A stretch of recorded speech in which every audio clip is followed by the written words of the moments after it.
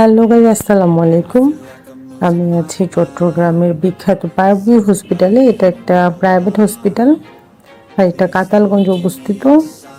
আর চট্টগ্রামের যে কয়েকটা ভালো হসপিটাল আছে তার মধ্যে পাইরভিউ একটি। আমি আমার আপুকে দেখতে যাচ্ছি, উনি আমার পাশে ফ্ল্যাটে থাকে। তো উনার জ্বর হয়েছে, এই জন্য উনি কয়েকদিন ধরে ভর্তি আছে। কয়েকদিন আগেও আমি দেখতে এসেছিলাম, তো আজকে আবার দেখতে এসেছি। এটা হচ্ছে মেইন ওয়েটিং রুম, আর সামনে আছে কয়েকটা ফার্মেসি, আর সামনের দিকে হচ্ছে রিসেপশন, আর নিচতলায় 4টা লিফট আছে। সামনের দিকে 2টা আর ভিতরের দিকে 2টা আছে। এই পাশে আরো 2টা লিফট আছে। এই পাশে সবাই ওয়েট করে বিভিন্ন রিপোর্টের জন্য বা ডক্টর দেখানোর জন্য। তবে সামনে 2টা লিফট ইউজ করা হয় কয়েকটা ফ্লোরের জন্য, আর আর পিছনে 2টা লিফট ইউজ করা হয় অন্য ফ্লোরের জন্য, কারণ অনেক মানুষ থাকে। এই জন্যে একটা লিফট ইউজ করতে গেলে হয় কি অনেক ঝামেলা। আমি সামনে গিয়ে লিফটে উঠবো, লিফটের জন্য ওয়েট করতেছি। এই জায়গাটাতে সবাই ওয়েট করে। আমার বাম দিকে আছে কয়েকটা ফার্মেসি। এটা তো বিশাল হসপিটাল, এই জন্যে কিছু লোক এইদিকে বসে রিপোর্ট নেওয়ার জন্য, কিছু ওই পাশে বসে। আর এখানে সবসময় ক্লিনিং করার জন্য অলওয়েজ এরকম মুছতেই থাকে, কারণ যেহেতু এখানে যেখানে বেশি মানুষজনের সমাগম সেখানে তো একটু আসলে ধুলাবালি বেশি হবেই। এই জন্য কন্টিনিউয়াসলি এরকম ওনারা ক্লিন করতেই থাকে। তবে বর্তমান সময়ে চট্টগ্রামের যে কয়েকটা প্রাইভেট হসপিটাল আছে, এখানে তো আমাদের প্রচুর রিলেটিভসরা আসে, যারা সার্ভিস নিয়ে যায়, তারা বলে বর্তমানে নাকি এটা একদম বেস্ট পজিশানে আছে। কারণ যত অত্যাধুনিক যন্ত্রপাতি, ইসিজি, বিশেষজ্ঞ ডক্টর সবাই এখানে বসে। এই জন্য আপনি একটা ক্লিনিকে আসলে মোটামুটি সব ধরনের বিশেষজ্ঞ পেয়ে যাবেন, এবং ওদের যে রুম সার্ভিস খুবই ভালো, মান খুবই ভালো। তারপর সবসময় দক্ষ নার্স দিয়ে ওনারা ইঞ্জেকশন দেয়, মেডিসিন পুশ করে। যাক দিয়ে আমি চলে এসছি এখন 11 তলায়। আমার আপু 11 তলাতেই আছে। সামনের জায়গাটাকে বলে নার্স স্টেশন। এখানে আসলে নার্সরা বসে থাকে, কে কোন রুমে আছে লিস্টটা ওনাদের কাছে, বা কোনো ইনফরমেশন লাগলে, হেল্প লাগলে ওনাদের কাছ থেকে নেওয়া যায়। আর আপু আছে 1109 নম্বর রুমে।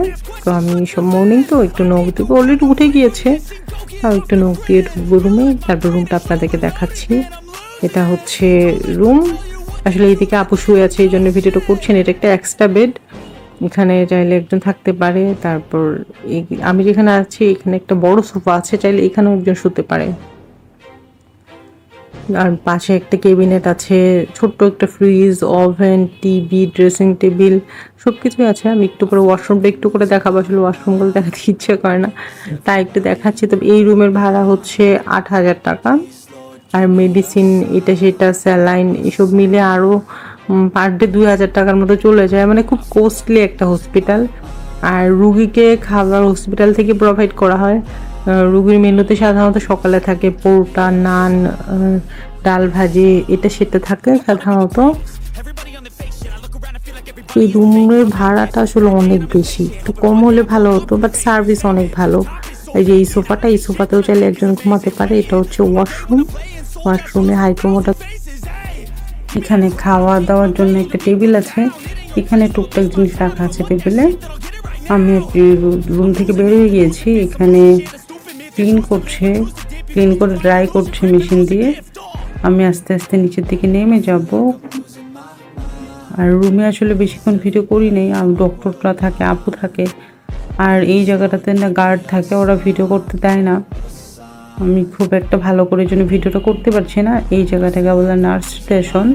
এখানে নার্সরা সবাই ওয়েট করে, যদি কোনো ইনফরমেশান লাগে বা কোন রুমে আছে জানতে হয়, তাহলে এখানে কথা বলতে হয়।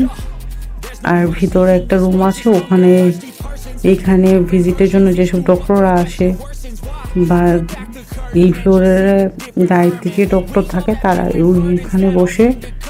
আর এটা হচ্ছে আরেকটা করিডোর। এটা তো বিশাল হসপিটাল, এখানে অনেকগুলো রুম আছে। এই পাশে আরো 2টা লিফট আছে এইখানটায়। তো এই পাশে যারা আছে তারা এই লিফট ইউজ করে। তো আমি যাব হচ্ছে ওই দিকে যে লিফটটা প্রেস করে রেখেছিলাম ওইখানে। এখানে বিভিন্ন মানের আছে, ডিলাক্স, সুপার ডিলাক্স, যার যেরকম রুম লাগে সেই রকম রুম নিয়ে থাকে। তো আমি ওয়েট করছি লিফট আসার জন্য। লিফট আসলে আমি নিচে নেমে যাব, তারপরে নিচেরটা আপনাদেরকে দেখাবো। অলরেডি অবশ্য আপনারা একবার দেখেইছেন, কারণ আমি আসার সময় ভিডিও করেছি রিসিপশনের। ওখানেও ভিডিও করা যায় না, কারণ ভিডিও করতে গেলে ওনারা না করে, এই জন্য অনুমতি ছাড়াই আমি লুকিয়ে লুকিয়ে একটু ভিডিওটা করছি। তো যে লিফটে উঠে গেলাম, লিফটে উঠে আমি এখন গ্রাউন্ড ফ্লোরে চলে এসেছি। গ্রাউন্ড ফ্লোরেও এরকম ব্যারিকেড দেওয়া থাকে, এক রো দিয়ে ভিতরে প্রবেশ করে এক রো দিয়ে বের হয়। এখানে তো ফার্মেসি আছে, আপনারা আগেও দেখে থাকবেন। আর এখানে দেশি বিদেশি সব রকমের মেডিসিন পাওয়া যাবে, সব মেডিসিন এখানে অ্যাভেলেবল। এইটাও একটা রিসেপশন, এখানে যদি কোনো কথা বলতে হয় তাহলে আপনারা কথা বলে নিতে পারবেন। আর এটা তো বাইরের দিকটা, এখানে পার্কিংয়ের সুব্যবস্থা আছে। আর পাশে না একটা পেট্রোল পাম্প আছে, ওখানে আর কি চাইলে আপনারা পার্কিংটা করতে পারবেন, তবে একদমই সামনের দিকে গাড়ি রাখার কোনো ব্যবস্থা নেই। আমি আপনাদেরকে একটু দেখাই। এই তো এই দিকে গাড়ি রাখতে পারবেন আপনারা, এখানে একটা পেট্রোল পাম্প আছে, এই জন্য গাড়ি রাখা নিয়ে খুব একটা প্রবলেম হয় না। আর ডক্টরের নাম্বার, চেম্বার কোথায়, সব ডিটেল এখানে লেখা আছে। চাইলে যে কোনো ইনফরমেশন আপনারা এখান থেকে পেয়ে যেতে পারেন। তো আজকের ভিডিও পর্যন্ত, আল্লাহ হাফেজ।